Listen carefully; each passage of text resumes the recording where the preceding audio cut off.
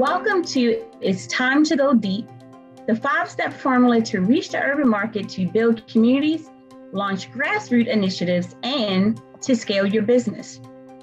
Now, as a nonprofit CEO, you're probably wondering, is this possible? Absolutely, it's possible, because if you're anything like me, you know that what? Exactly. All things are possible. According to Harvard Business Review, from 2010 to 2015, only 11 of the 30 US metro areas achieved their goals. Their goals happen to be to increase exclusive economic outcomes in terms of increased productivity, average wages, and standard of living. So that's 19 US areas that still has yet to not just reach, but also exceed those goals.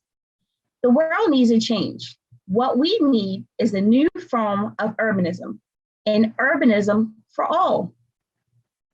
Before we get started, unfortunately, although this is the 5-step formula to reach the urban market, I only have time for one. But what you can do is to text the word DD print to 443-267-8783 to make sure that you get the entire blueprint of all 5 steps and you don't miss out. Now, let's dive right into exactly what we're going to cover. Oftentimes, nonprofit CEOs, unfortunately, and not just the CEOs, but the board members, staff, volunteers, intern, the whole makeup of a nonprofit charity may not do work in the urban market because unfortunately, they may not be able to understand what the urban market or the urban community is. Let's take internal twins, right? Identical twins. Identical twins externally look the same. They may have the same height, the same eye color, the same eyes, the same hair color. And if they're anything like most parents, they're probably dressed alike. But internally, here comes the difference. Internally, each urban market is different.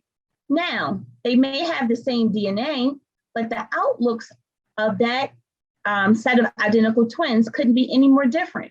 Their worldviews, their leadership, their attributes, how they look at their morals, their values, their ethics, their biases, and their prejudices.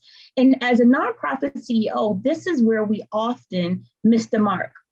Being able to identify the difference between our products and services from the rural and the suburban versus the urban market. That's the one thing that I want to talk to you about today in the time that we have. And if you're listening to this for the first time, be sure to go back and listen to it live so that you don't forget what we talked about before. Product and service. As the heart of our nonprofit, as the heart of who we are and what we do is our product and services. Now, let's take, for example, a product and service of a t-shirt. You may be able to take a t-shirt, which is generic, put a word on there, and all of a sudden it could sell, right? Well, unfortunately, that's what most business owners, whether it's entrepreneurs, career consultants, experts, or even leaders, and especially nonprofit leaders think. Let's take DEIA, diversity, equity, inclusion, and access. Not too long ago, we dealt with a scenario in the real world dealing with George Floyd, right? Well, we know DEI initiatives didn't just start with George Floyd, and it won't end with George Floyd. But here's what we do know is that you can take a saying on a t-shirt. For example, all lives matter. Sounds good, right? Absolutely it does, because in hindsight, all lives do matter. Now you can take that product into a suburban and a rural area and probably rack up your bottom line, your return on investment, your product, your outselling. You're now creating a new product line. You might add a mug to it, a t-shirt, pencil pens, the whole 9. You know that you're onto something.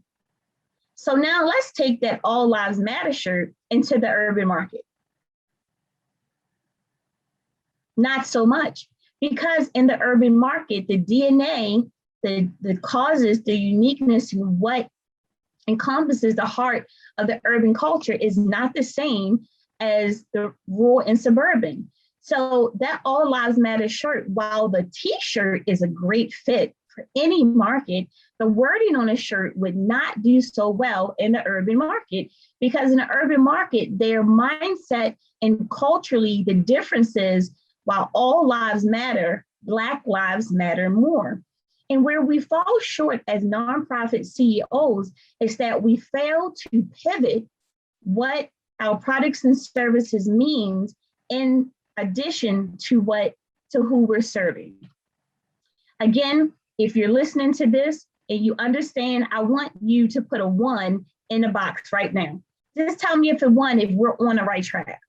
2, if you're not quite sure, there's no other option. So 1, you understand, or 2, where you're understanding it, but you might not be able to get it, which is fine, because this is not about me. It's about you being able to relate what we're dealing with and what we're talking about.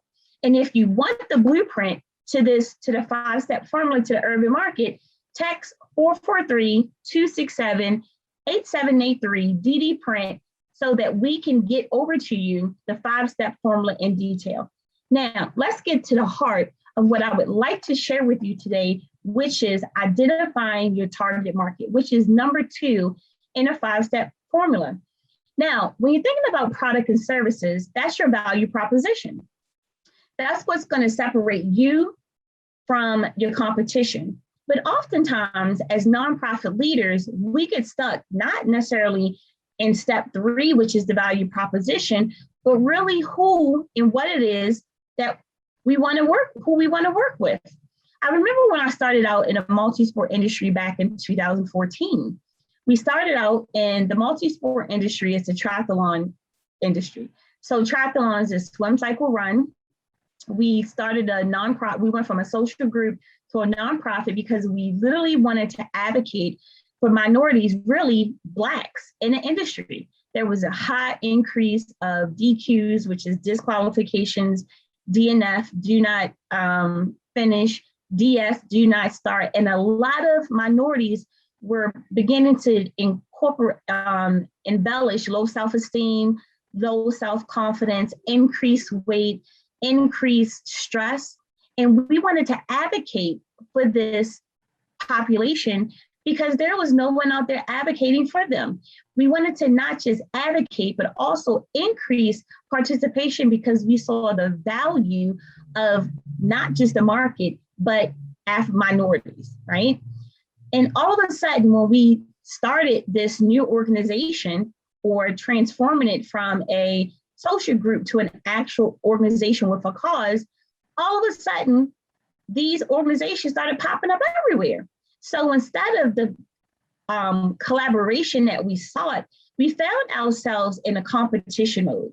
The problem we ran into is that the market became so saturated because these same individuals that we were targeting were in all these other organizations, and we were kind of bumping heads. So what did we do as an organization? We went back to the drawing board. When you go back to the drawing board, when you're able to define your purpose, meaning what is it and why that you're getting started, and then identifying your target market, it happens to take from a wide niche down to very narrow focus to help you increase your value in who you're trying to target. So we had to go back to the drawing board. At that time, the national governing body decided that they wanted to have a focus on youth, although the model was still being developed. And so here we are, still in the urban market. We're in a multi-sport industry who had no model into the urban market or focusing on youth. Less than 5 years later, with a refining of our targeted audience, we went from no model to a national award-winning model because we went back to square one. We understood what we wanted to accomplish, which never changed when we defined our purpose. But what we had to quickly realize is that who we wanted to go after was no longer our target audience. So we went back and refined it. Nonprofit leader, entrepreneur, board member, volunteer, and intern, who is your targeted market? Who is your targeted audience? Can you walk into a Chamber of Commerce meeting and all of a sudden understand that you might be up against 5 other people and you all have the same targeted audience and feel that your niche is unique?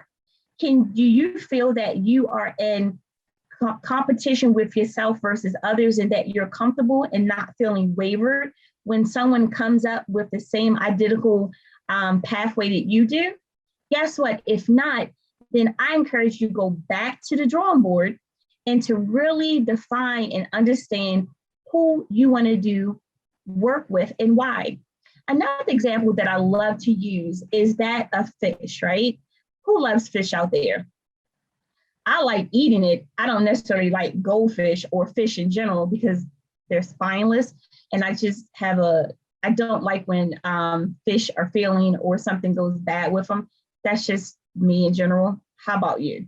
But an example of the fish, if you are a fish owner and you walk into a fish store and you look to the left, and let's say it's a piranha, and you look to the right and there's a fish tank full of goldfish, where do you go? Most individuals, they're going to go towards the piranha. Why? Because it's beautiful, it's glamorous, it's one of a kind. No one else has it for the most part. And if they do, it's a very rare commodity. It might have an increase in value, and you may be that person that wants to be all about the quantity versus the quality, which is fine. So you want that piranha. But guess what? What if it's 15 people vying for that same piranha? Once it's sold, what happens? Where do you go? What do? You might be the winner, or you may not be the winner of that piranha, but guess what? You missed out on the opportunity. However, if you define your purpose and you knew what you wanted and who you wanted to work with and why, you could easily turn from that piranha, go over to the fish tank with the goldfish, and guess what? Everyone's a winner. All 15 or 1,500. Why? Because it wasn't about the uniqueness of the fish. It was about a fish in general. Leaders, who do you want to work with, and why? What makes your message, or not your message, but your target audience, different from everyone? Here's what I want to do, a real quick opportunity for brainstorming. So let's go to work really quick. I want you to pull out a sheet of paper. Yeah, it's okay. You don't have a sheet of paper? Open up your laptop. And if your laptop is already open, I want you to open up a blank sheet of paper. You don't have a piece of paper or a sheet of paper, I want you to use your phone. Open up the note section, open up the audio, or if you have an Android, I want you to do the same thing. And I want you to, in less than 2 sentences, I want you to answer this question. Who is my targeted audience and why? Now, I want you to really think deep about this, because if you walked into a Chamber of Commerce networking event and everyone is doing the same thing, same target audience, nonprofit, what's going to set you apart from everyone else? Now, if you're able to answer that question, guess what? You're on the right path to not just build communities, but also launch that grassroots initiative, not just in a rural area, in a suburban area, but in the urban market where your services are needed. But let's say you're not quite sure what sets you apart. Guess what? It's okay, because we all had to start somewhere. It's simply called brainstorming. And even if you started out on a pathway and then you figured that you needed to scale back because that quite wasn't the way that you wanted it to go, it's fine. We've all had to do it. We started out in a multi-sport industry with adults. We quickly realized that that market was not truly the market for opportunity for us, and we went youthbound. As Truett Cathy started out with Chick-fil-A, she knew right away what her model was and who she wanted to serve, and it was a hit right off the bat. As nonprofit leaders, we can't be afraid to take that risk. even if our good girlfriend or our boyfriend or our support team may not be as supportive, remember, you are the visionary leader. You are the person, you are the face, but this is why you have a board. This is why you ensure that your board has your back and that they can be a sounding board for not just what you're thinking, but how to increase and add value to what that topic is. And when you're able to bring others in on the conversation, then you know that you're not alone. You know that you're going to increase productivity, you're going to increase morale, you're going to increase your bottom line, you're going to decrease stress, you're going to increase marketing opportunity, you're going to decrease the opportunity of missed collaborations with others because you have a very refined, unique, targeted audience. Some people use the word target audience, some people use the word niche, whatever, as a nonprofit leader that's going to set you apart, because in the world of charity, everyone is pretty much doing kind of the same thing, depending on what area and what target market that you're working on. But what makes you different is not just who you serve, but how you deliver those products and services.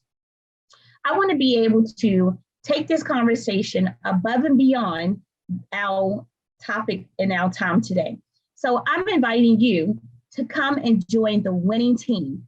I want you to go over to www.adeepdiveacademy.com right now. Again, that's www.adeepdiveacademy.com. I want you to be able to look at all of the pillars and bonuses that we offer to help you and your organization, not just build community relationships and launch our initiatives, but really to scale your business, not just the way you want, but the way you need. Because remember, according to the World Global Network, by 2045, the urban market will have an upward of 6 billion individuals. Right now, city leaders don't have enough time or energy or resources in which to help them. But with you, your organization, and your time and your product and services, there's one less family and one less problem that needs to be solved. Final thoughts really quick. You can do it the hard way, which you may not need me. And guess what? It's okay, because you didn't get this far in life with Tekemia Dorsey. But here's what I can guarantee, that if you show up, my team and I will help you to show out. It's not about who we are, it's about what you want and how we can get you from A to Z with a framework to help you navigate those barriers that we've experienced, that I've experienced, in order to get you to the finish line fast, efficient, and with quality. I want our team to be a part of your team. So whatever you need, whatever you have, however we can help you, we want to be able to be there to support you from beginning to end. Or you can just say, you know what, Dr. Dorsey, we have the DDT blueprint for the 5-step formula, and I am okay. Guess what? And we're okay with that too. So go over to www.adeepdiveacademy.com, take a look. Hopefully we'll see you on the other side. And if nothing else, do know that you are wonderful, you are magnificent, you are worthy, and the urban market needs you. And not just you, but your product, your services, and everything you have to solve the problems and the causes and address the causes that's needed in the urban market. My name is Dr. Tekemia Dorsey. You're the CEO of D2D's Urban Multisport Consultant Firm. See you on the other side.